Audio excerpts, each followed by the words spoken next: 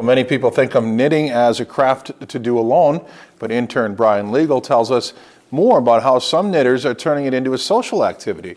He has that story in tonight's Community Spotlight. Trying to learn a new skill can be kind of frustrating. Lori Fauché-Dene first tried to learn how to knit as a child, and after her scarf became uneven, she said, I hated it, and I threw it across the room, and I said, I'm never doing this again. But when she went to college, she decided to give it another try, and now she's become an advanced knitter.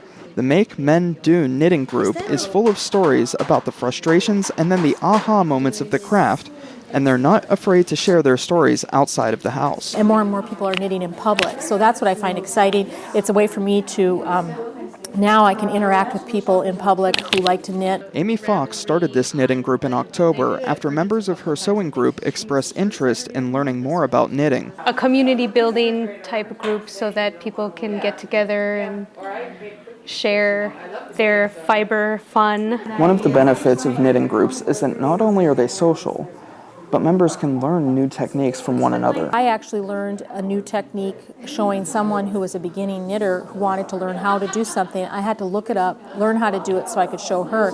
I use that technique to this day. All you need to start knitting is some yarn, a couple of knitting needles, and a desire to learn. And then there are a lot of different types of projects that you could do.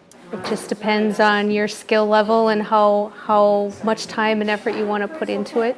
There are a number of tools that you can use to learn new knitting techniques. Some people can learn through a book, some people need to actually see it. Sometimes it's good to have a class. The group also has members who will crochet as well as knit.